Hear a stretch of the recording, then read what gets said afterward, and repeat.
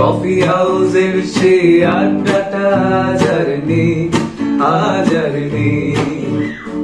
কোথায় হারিয়ে গেল সোনালি বিকেলগুলো সেই, কোথায় হারিয়ে গেল সোনালি বিকেলগুলো সেই, আজ আর নেই। কফি হাউসের সেই আড্ডাটা আজ আর নেই। বাংলাদেশ ক্রিকেট বোর্ডের ইট সুরকিগুলোর দিকে তাকালে যেন এখন বেজে ওঠে মান্নাদের বিখ্যাত কফি হাউসের সেই গানটাই। কজন সাধারণ মানুষ বলতে পারবে অস্ট্রেলিয়া, ইংল্যান্ড, এমনকি পাকিস্তান ক্রিকেট বোর্ডের প্রধান কিংবা তারও নিচে থাকা কর্তাদের নাম? যদিও বাকি ক্রিকেট দুনিয়ায় ক্রিকেট যারা চালায় তারা সেভাবে আসে না সামনে। সব ব্যতিক্রমের দেশের সিস্টেমে পুরোদস্তুর আড়ালে থাকবার কথা যাদের, তারাই অলিখিত নায়ক।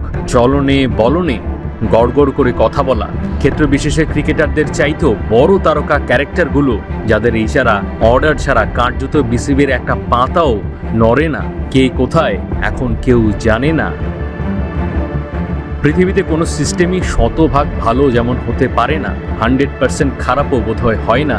এখনো কাগজে কলমে বিসিবি প্রধান থাকা বোর্ডের আমলে শুরুতে অর্জন যতটা ছিল, শেষের দিকে সমালোচনা বাড়াবাড়ি রকমের বাড়ছিল।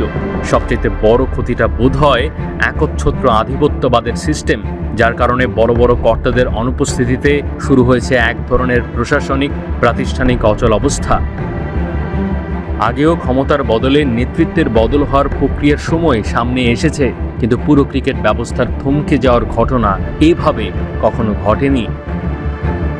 সার্বিক পরিস্থিতিতে বাংলাদেশের ক্রিকেটের সেরা ব্যস্ততায় চেনা সত্যিকারের ছন্দে ফেরা সময় সাপেক্ষ রাজনীতির মাঠে প্রতিদিনকার নিত্য নতুন টালমাটাল খেলা প্রভাব ফেলতে পারে সামনের দিনে ক্রিকেট খেলা ঘিরে তারুণ্যের স্বাভাবিক আগ্রহে।